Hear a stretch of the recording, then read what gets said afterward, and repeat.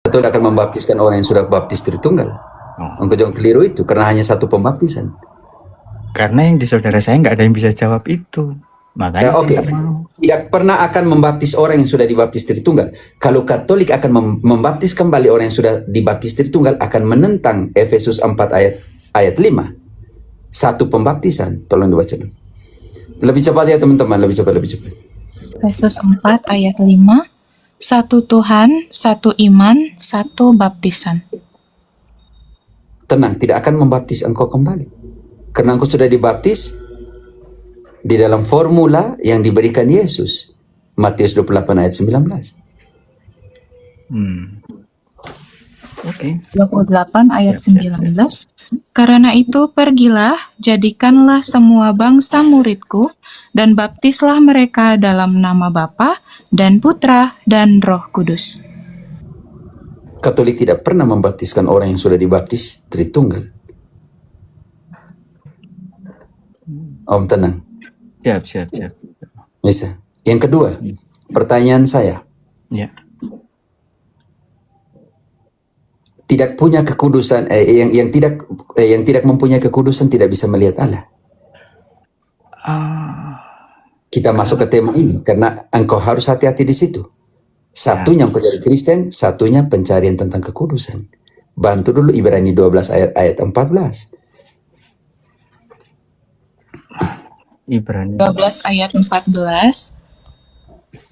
Berusahalah hidup damai dengan semua orang, dan kejarlah kekudusan, sebab tanpa kekudusan tidak seorang pun akan melihat Tuhan. Sekarang engkau harus cari. Tanpa kekudusan, seseorang tidak bisa melihat Allah. Wow. Pengudusan kita melalui apa? Ibrani 10 ayat 10. 10 ayat 10. Dan karena kehendaknya inilah, kita telah dikuduskan satu kali untuk selama-lamanya oleh persembahan tubuh Yesus Kristus. Kita dikuduskan oleh apa? persembahan tubuh Yesus Kristus. Persembahan tubuh Yesus Kristus. Persembahan tubuh Yesus Kristus. Di mana tuh dia mati tuh? Gimana? Di mana Yesus mati? Di mana dia mempersembahkan tubuhnya? Di Golgota, di Kalvari. Di kayu salib. Jadi cara pengudusan seperti apa? Pengudusan melalui korban apa tadi? Tubuh Pengorbanan tubuh Yesus Kristus. Yesus Kristus. Sekarang 1 Korintus 11 ayat 26. 1 Korintus 11 ayat 26. Bagaimana mengorbankan itu? Ayat 26. Sebab setiap kali kamu makan roti ini dan minum cawan ini, kamu memberitakan kematian Tuhan sampai Ia datang. Berarti kita harus cari bagaimana supaya kita jadi kudus. Bisa mengerti? Bisa. Oke. 1 Yohanes 3 ayat 5. Coba ayat 5 dan 6. Supaya orang tidak berdosa lagi, harus tinggal di dalam Dia. Kudus kan? Kudus artinya tidak berdosa. Bisa mengerti Om tenang. Siap. Pencarian. Oke. 1 Yohanes 3 ayat 5.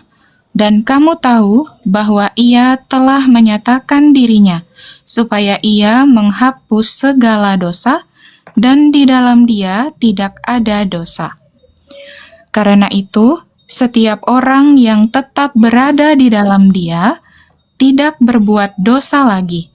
Setiap orang yang tetap berbuat dosa tidak melihat dan tidak mengenal Dia. Cara supaya tidak berdosa tadi, tenang, ada di dalam, baca ayat 6-nya, penting sekali. Karena itu, setiap orang yang tetap berada di dalam Dia tidak berbuat dosa lagi. Setiap Tuh, logikanya begini. Pengudusan, kudus artinya tidak berdosa. Berjuanglah untuk memperoleh kekudusan, sebab tanpa kekudusan tidak bisa melihat Allah. Ibrani 10:10 mengatakan, pengudusan kita melalui persembahan tubuh Yes. Kristus. Yohanes bilang, ada di dalam dia supaya tidak Berdosa. berdosa lagi. Karena ketika engkau ada di dalam dia, dia ada di dalam engkau. Setiap orang yang ada di dalam Tuhan, baca kembali ayat itu, ayat 6-nya, bagian pertama, setiap orang yang ada di dalam Tuhan, Karena itu, setiap orang yang tetap berada di dalam Dia tidak berbuat dosa lagi. saudaraku, sekarang kita berjuang supaya cari bagaimana tahu supaya kita ada di dalam Tuhan, supaya tidak berdosa lagi. Bisa mengerti? Ya, ya. Oke. Injil Yohanes 15 ayat 5 membuat pembandingnya kepada ranting yang tidak berada di dalam pohon. Yohanes 15 ayat 5. Akulah pokok anggur dan kamulah ranting-rantingnya. Barang siapa tinggal di dalam aku dan aku di dalam dia, ia berbuah banyak. Sebab di luar aku, kamu tidak dapat berbuat apa-apa. Pelan-pelan nih, tenang. Jadi kita jangan seperti ranting yang terpisah dari pohon. Sebab jika ranting tidak tinggal di pohon, dia akan mati dan tidak Berbuah. berbuah. Pengudusan kita tadi tidak berdosa lagi karena kita tinggal di dalam Tuhan. Di dalam Tuhan. Dalam dia, dalam Tuhan. Sekarang seperti ranting tidak tinggal di dalam pohon akan mati dan tidak berbuah. Sekarang bagaimana tahu caranya tinggal di dalam dia? Yohanes yang sama akan menjelaskan. Bab 6 ayat 56-57. Yohanes bab 6 ayat 56-57. Barang siapa makan dagingku dan minum darahku, ia tinggal di dalam aku dan aku di dalam dia. Sama seperti Bapa yang hidup mengutus aku dan aku hidup oleh Bapa, demikian juga barang siapa yang memakan aku akan hidup oleh aku. Saudaraku, tanpa kekudusan tidak bisa melihat Allah. Jika Tuhan tinggal di dalam dia, dia tidak berdosa lagi. Dalam secara biblis teologis, bagaimana tinggal di dalam Tuhan supaya tidak berdosa lagi? Makan tubuh dan minum darahnya. Maka ayat 56 dibaca kembali. Barang siapa makan dagingku dan minum darahku, ia tinggal di dalam aku dan aku di dalam dia. Saudaraku, supaya kudus, engkau tinggal di dalam Tuhan dan Tuhan tinggal di dalam engkau. Ketika Tuhan ada di dalam engkau, dia menghapus semua dosanya. Caranya seperti apa? Makan tubuh dan darahnya. Bukan simbol, karena ayat 55 mengatakan hal ini. Ayat 55, sebab dagingku adalah benar-benar makanan, dan darahku adalah benar-benar minuman. Apa itu makanannya? Turun ke ayat 51. Ayat 51, akulah roti hidup yang telah turun dari sorga. Jikalau seorang makan dari roti ini, ia akan hidup selama-lamanya. Dan roti yang kuberikan itu ialah dagingku yang akan kuberikan untuk hidup dunia. 54. Ayat 54, barang siapa makan dagingku dan minum darahku, ia mempunyai hidup yang kekal, dan aku akan membangkitkan dia pada akhir zaman. Apa gunanya memiliki semua dalam dunia ini ketika aku tidak dibangkitkan di sana karena tidak makan tubuh dan darahnya, minum darahnya? Tenang, engkau sudah punya semua, tetapi engkau masih kurang sarana pengudusan, yaitu makan tubuhnya dan minum darahnya, supaya dia tinggal di dalam engkau dan engkau tidak berdosa lagi. Bukan saya ngomong. Siap. Nah, makanya engkau bilang saya sudah Kristen. belum makan tubuh dan darahnya secara nyata di sini. Sebab apa? Sebab cawan yang kita ucapkan syukur, 1 Korintus 10 ayat 16. Dan roti yang kita pecah-pecahkan adalah persekutuan dengan apa? 1 Korintus 10 ayat 16. Bukankah cawan pengucapan syukur yang atasnya kita ucapkan syukur adalah persekutuan dengan darah Kristus? Bukankah roti yang kita pecah-pecahkan adalah persekutuan dengan tubuh Kristus? Dan karena sudah jadi persekutuan masuk ke dalam dan bersekutu transubstansi, maka bab 11 lanjut ke bab berikutnya ayat 27. Kalau kau tidak layak dan kau terima, kau berdosa kepada apa? 11 ayat 27. Jadi, barang siapa dengan cara yang tidak layak makan roti atau minum cawan Tuhan, ia berdosa terhadap tubuh dan darah Tuhan. Ayat 29, harus akui yang kau terima itu apa? Ayat 29. Karena barang siapa makan dan minum tanpa mengakui tubuh Tuhan, ia mendatangkan hukuman atas dirinya. Engkau harus mengakui bahwa itu tubuh Tuhan, bukan simbol. Sudahkah engkau melakukannya itu tenang? Waktu di gereja Protestan sudah. Tetapi untuk melakukannya itu, bukan sembarang orang yang melakukannya. Siapakah yang melakukan itu di dalam ritus Protestantisme? Kalau di Protestan tidak ada imam, saudaraku, yang melakukan itu harus seorang imam. Kembali kepada Ibrani 10 ayat 5. Pada zaman dahulu mereka mempersembahkan apa?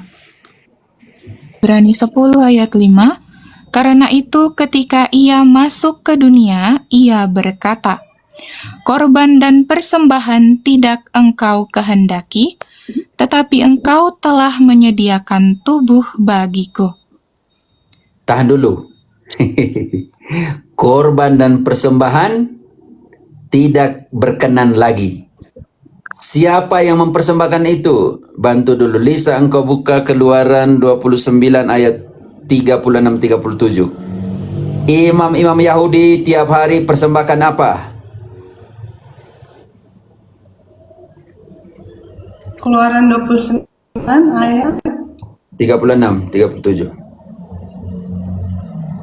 36-37. Keluaran 29 ayat 36-37. Tiap-tiap hari haruslah engkau mengolah seekor lembu jantan menjadi korban penghapusan dosa untuk mengadakan pendamaian, dan haruslah kau sucikan mezbah itu dengan mengadakan pendamaian baginya. Haruslah engkau mengurapinya untuk menguduskannya. 7 hari lamanya haruslah engkau mengadakan pendamaian bagi mezbah itu. Haruslah engkau menguduskannya, maka mezbah itu akan menjadi maha kudus. Setiap orang yang kena pada mezbah itu akan menjadi kudus. Dan siapa yang mempersembahkannya? Ayat 35. Korban sudah ada, altar sudah ada, korban pengudusan atau korban penghapus dosa yang telah kita baca di 36 tadi. Sekarang, tahan dulu, siapa yang harus mempersembahkannya? Ayat 35.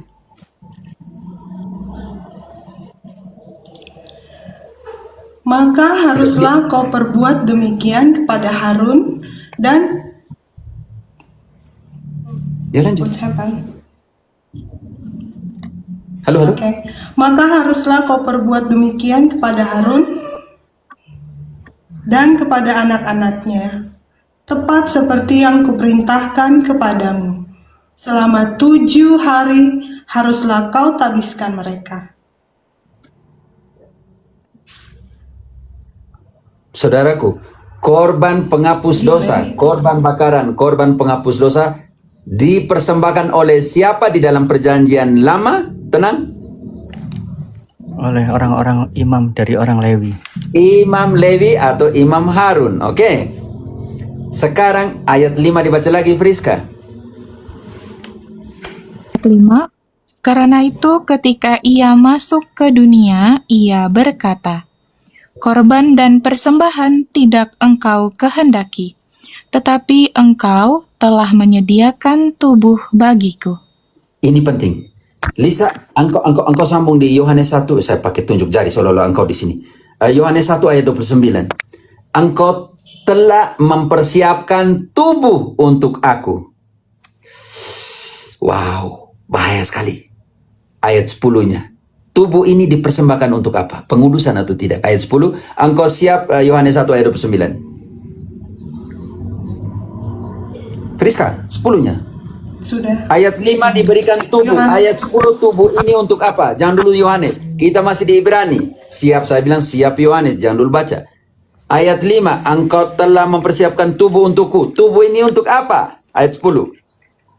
Dan karena kehendaknya inilah, kita telah dikuduskan satu kali untuk selama-lamanya oleh Oleh? persembahan tubuh Yesus Kristus. Diberikan tubuh. Sampai menjadi manusia. Diberikan tubuh. Dan kita dikuduskan satu kali selamanya oleh persembahan tubuh Kristus. Garis bawah itu. Kenapa? Tapi kan di perjanjian lama kan anak domba, binatang. Iya, siapakah anak domba dalam perjanjian baru? Sekarang baru ke Yohanes. Yohanes 1:29. Pada keesokan harinya Yohanes melihat Yesus datang kepadanya. Dan ia berkata, lihatlah anak domba Allah yang menghapus dosa dunia.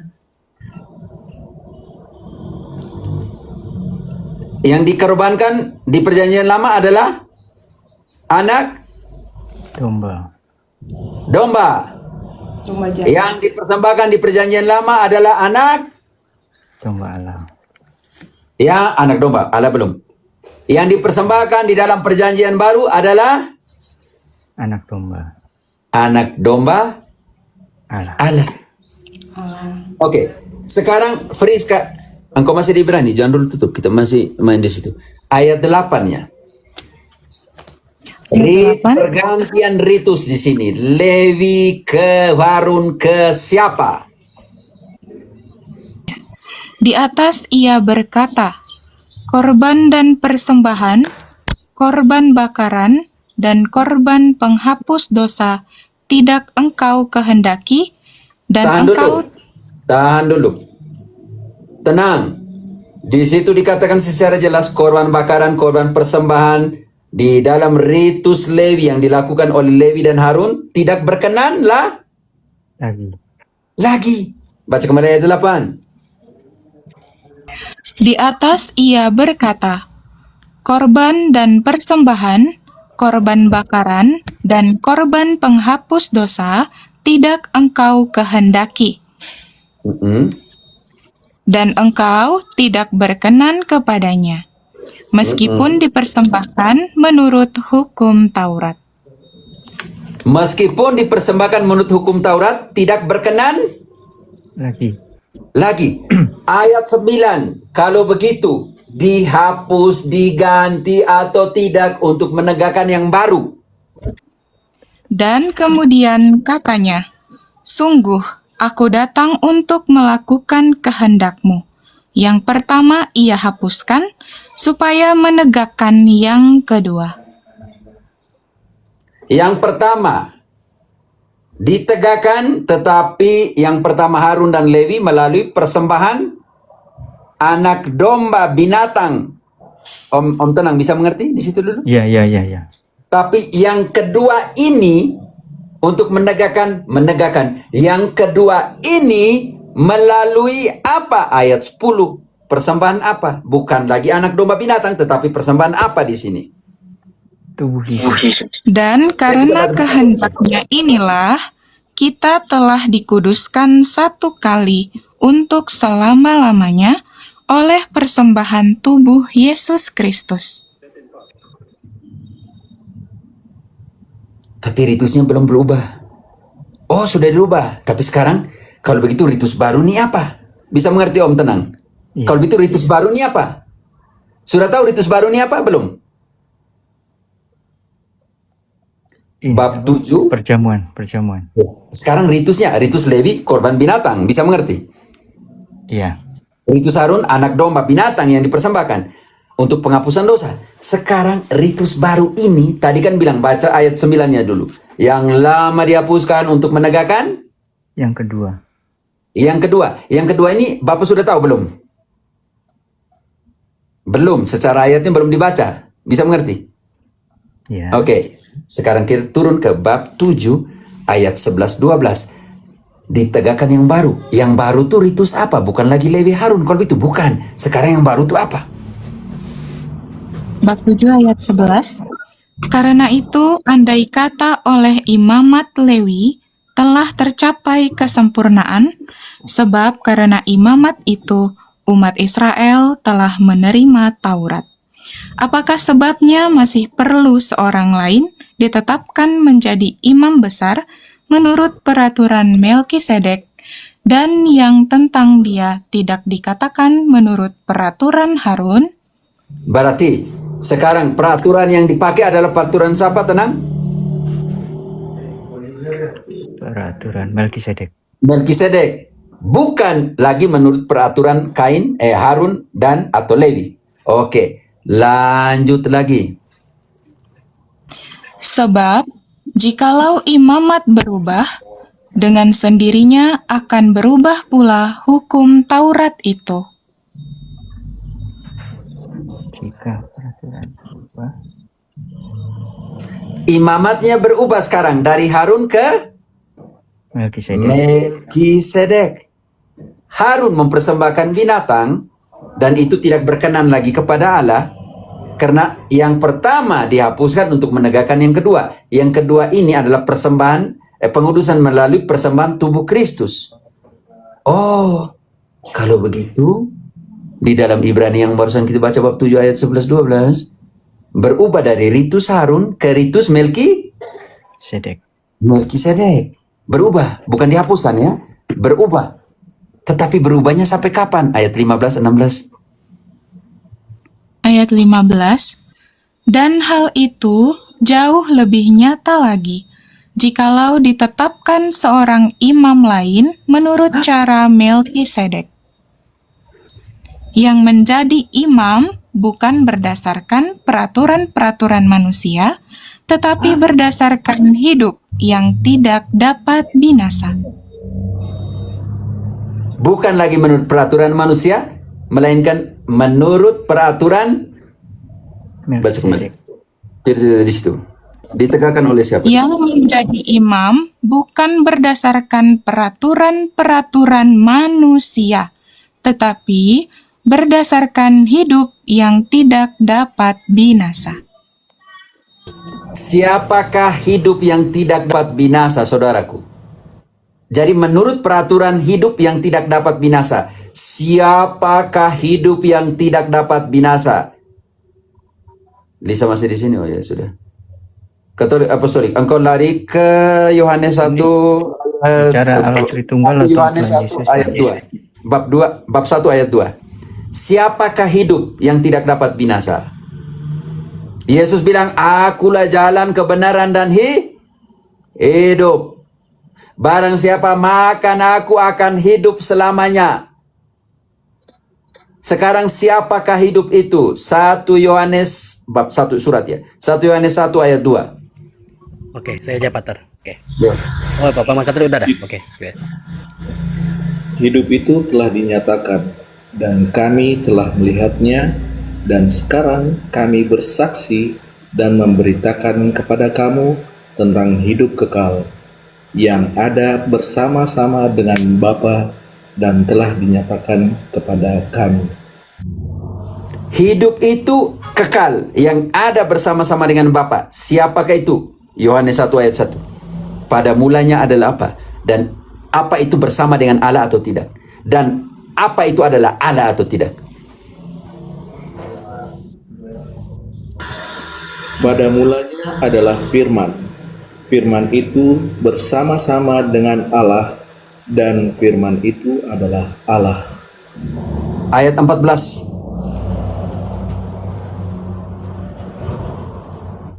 Firman itu telah menjadi manusia dan diam di antara kita, dan kita telah melihat kemuliaannya, yaitu kemuliaan yang diberikan kepadanya sebagai anak tunggal Bapa, penuh Rizka, kasih kembali ke ayat kasihnya itu.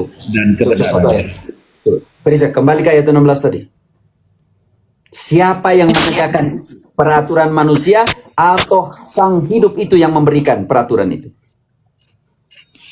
Yang menjadi imam bukan berdasarkan peraturan-peraturan manusia, tetapi berdasarkan hidup yang tidak dapat binasa. Siapakah hidup yang tidak dapat binasa itu, saudaraku tenang? Yang telah kita baca tadi, sabda menjadi manusia tadi, Yesus. Berarti peraturan itu diberikan oleh siapa untuk imamat Melkisedek ini? Diberikan oleh siapa? Tuhan Yesus. Tuhan Yesus. Lanjut ayatnya. Sampai kapan? Sebab tentang Dia diberi kesaksian, engkau adalah imam untuk selama-lamanya, menurut peraturan Melkisedek. Jadi imamat sekarang menurut peraturan Melkisedek sampai kapan, saudaraku? Selamanya. Ayat 21 menegaskan kembali. Ayat 21, tetapi ia dengan sumpah diucapkan oleh Dia yang berfirman kepadanya. Tuhan telah bersumpah dan ia tidak akan menyesal. Engkau adalah imam untuk selama-lamanya. Menurut peraturan siapa, Om Tenang? Tuhan Yesus. Ya, Tuhan Yesus. Tapi menurut imamat baru ini, menurut dari Lewi ke Melkisedek. Sekarang pertanyaan berikut. Kalau begitu, kenapa menurut Melkisedek? Bisa mengerti Om Tenang? Om Tenang sudah tahu kenapa menurut Melkisedek? Belum tahu. Saya masih bingung juga sampai sekarang siapa Melkisedek ini. Siapa itu Melkisedek? Sekarang kita bongkar. Kenapa ritu sekarang bukan Harun? Bukan mempersembahkan binatang.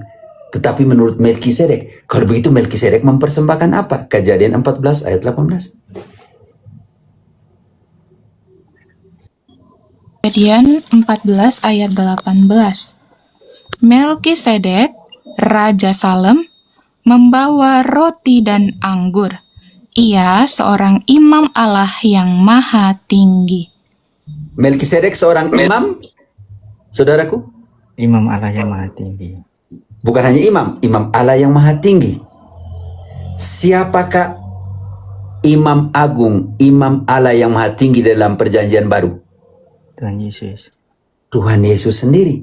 Sekarang di ayat tadi kejadian 14-18, Melkisedek mempersembahkan apa? Roti dan anggur.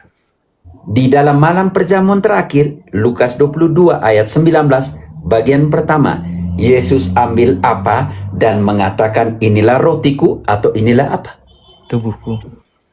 Ya, kita baca ayat. Lukas 22 ayat 19.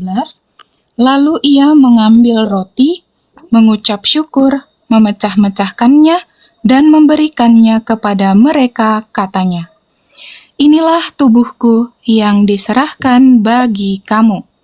Perbuatlah ini menjadi peringatan akan daku. Yesus ambil roti, dia bilang apa? Inilah Tubuhku. tubuhku. Inilah rotiku. Inilah tubuhku. Kenapa inilah tubuhku? Apostolik bantu Yohanes 6:51. Roti itu adalah apa? Dagingku atau tidak? Yohanes 6:51. Akulah roti hidup yang telah turun dari surga. Jikalau seseorang makan dari roti ini, ia akan hidup selama-lamanya. Dan roti yang kuberikan itu ialah dagingku yang akan kuberikan untuk hidup dunia.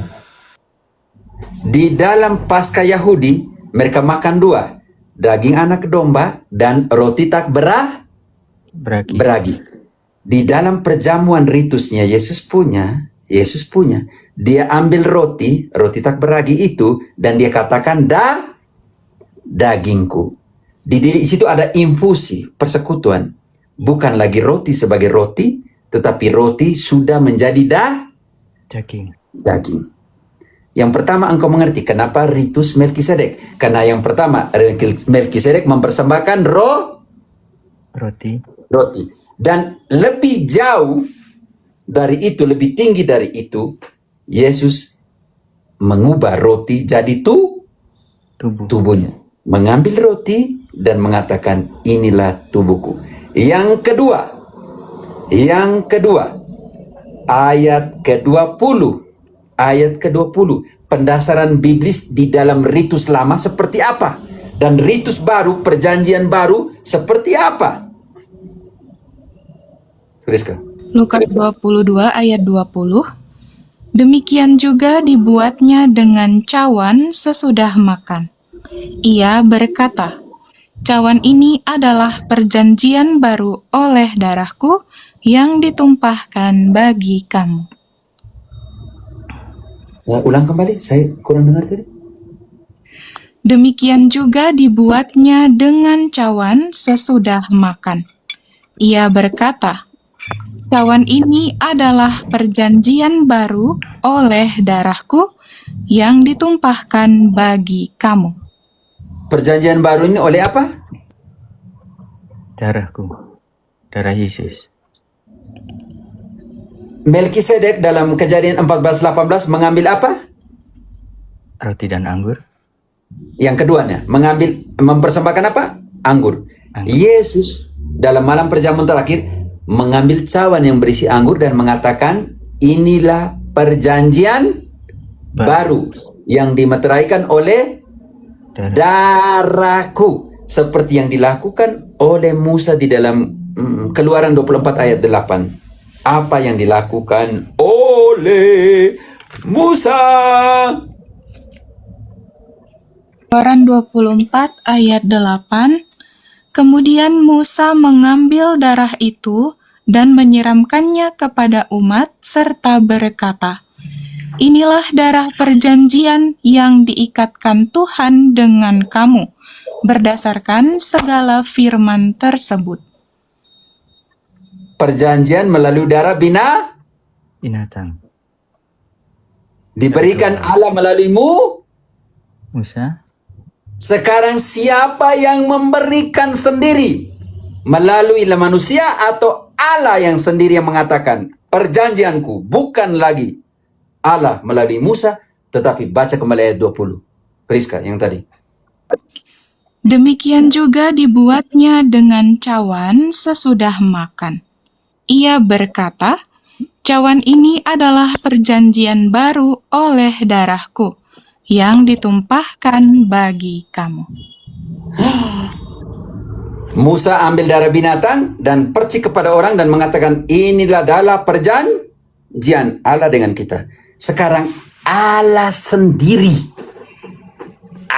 sendiri yang mengatakan inilah darah, inilah perjanjian baru yang dimeteraikan oleh darahku. Tenang, Siap. engkau punya semua, tapi yang ini engkau tidak punya di dalam protestantismemu, di dalam kekristenanmu. Tubuhku, darahku, benar-benar makanan, benar-benar minuman. Untuk apa? Pengudusan, untuk tidak berdosa. Engkau boleh punya semua, tapi engkau tidak punya ini, tidak ada guna.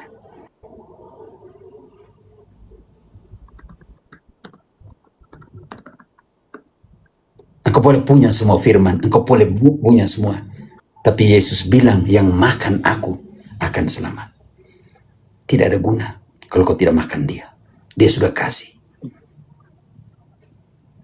Oke. 1 Petrus. Kalau dihubungkan dengan ini mau. 1 Petrus 2 ayat 9. Saya baca. Ya, Saya 1 Petrus 2 ayat 9. santai saja. Itu diambil dari mana nanti gampang. Saya analisa Protestan, saya tahu bahwa semua adalah imam. Oke, kita lihat nanti ambil dari mana. 1 Petrus 2. Sudah. Basil, engkau bilang saya gila bagaimana nih? Saya omong kitab suci, kau bilang saya gila lagi. Tidak, saya tahu engkau mau larinya kemana, gampang. Bukan hari ini Protestan, pendeta-pendeta besar di Kolombia juga aman turun dengan kitab suci di tangan lari, apalagi yang di sini di Rome saja. Saya tahu engkau mau larinya kemana, gampang jelasnya. Silakan. 1 Petrus 2 ayat 9. Tetapi kamulah bangsa yang terpilih, imamat yang rajani, bangsa yang kudus, umat kepunyaan Allah sendiri, supaya kamu memberitakan perbuatan-perbuatan yang besar dari Dia, yang telah memanggil kamu keluar dari kegelapan kepada terangnya yang ajaib. Engkau maksudkan di sini bahwa semua orang imam kan? Tenang. Iya, iya. Tidak perlu lagi. Engkau keliru ayat 6-nya, dia harus dibaca. Ayat 6. Sebab ada tertulis dalam kitab suci, sesungguhnya aku meletakkan di Sion sebuah batu yang terpilih, sebuah batu penjuru yang mahal, dan siapa yang percaya kepadanya tidak akan dipermalukan. Ayat 5.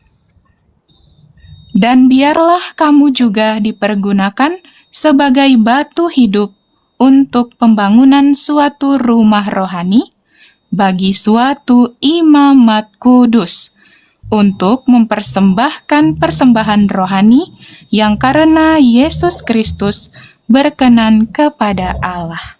Kamu akan menjadi imamat khusus yang mempersembahkan apa? Dan kamu menjadi batu dasar dari semua. Baca kembali ayat 5. Dan batu dasar itu siapa nanti kita lihat. Dan biarlah kamu juga dipergunakan sebagai batu hidup untuk pembangunan suatu rumah rohani bagi suatu imamat kudus. Rumah rohani cukup dulu. Efesus 2 ayat 20. Didirikan di atas dasar siapa? Supaya jadi apa? Ingat, garis bawahi rumah rohani itu harus didirikan di atas dasar siapa? Efesus 2 ayat 20. Yang dibangun di atas dasar para rasul dan para nabi, dengan Kristus Yesus sebagai batu penjuru. Supaya, lanjut. Di dalam Dia tumbuh seluruh bangunan, rapi tersusun, menjadi bait Allah yang kudus di dalam Tuhan. Baca kembali ayat 5 tadi. Satu Petrus ayat 1 Petrus 2 ayat ayat 5. Dan blundernya di sini. Tenang, kalian blunder Protestantisme, blunder di sini. Tolak Santo Petrus, tapi pakai suratnya. Rusak. Oke, baca dulu. Nanti sebentar saya belum kaitkan ke Keluaran. Oke. Baca ayat 1 5. Petrus 2 ayat 5. Dan biarlah kamu juga dipergunakan sebagai batu hidup untuk pembangunan suatu rumah rohani bagi suatu imamat kudus, untuk mempersembahkan persembahan rohani yang karena Yesus Kristus berkenan kepada Allah. Oke. Saudaraku, rumah rohani ini, rapi tersusun ini, harus didirikan di atas dasarnya siapa? Kamu akan menjadi imamat khusus untuk pembangunan rumah rohani yang bertugas untuk membawakan persembahan. Di situ omong belum dikaitkan dengan Efesus. Di situ sangat jelas bahwa teman-teman tolong dong, saya kalau pakai Friska untuk apa, untuk teman-teman saya nyawa bagi saya tidak ada kasus khusus spesial. Tolong teman-teman jangan pikir negatif. Oke. Di sini ada frater, di sini ada Katolik Apostolik. Tolong sesama Katolik saling dukung dalam pewartaan. Saya tidak ada hubungan apa-apa. Oke. Yang pertama saya mau katakan itu. Yang kedua, di situ ditegaskan larinya kemana. Katolik ini biar saya tidak live lagi untuk mengajar. Biarkan pikiran negatif kalian untuk ke tempat lain. Tolong. Friska, kau turun saya. Biasa kau batu turun. Oke, Romo. Iya, Romo. Salve, Romo. Ya, engkau turun saya daripada katolik pikiran aja. Turun saya, Friska. Kalau jadi katolik yang dewasa sih. Kau bantu Luis.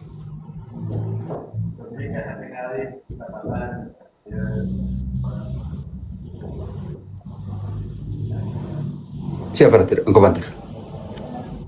Ya, Kalau Pater, gimana? kalau nasi semua malas ngajar ini semua. Biar saya live lagi.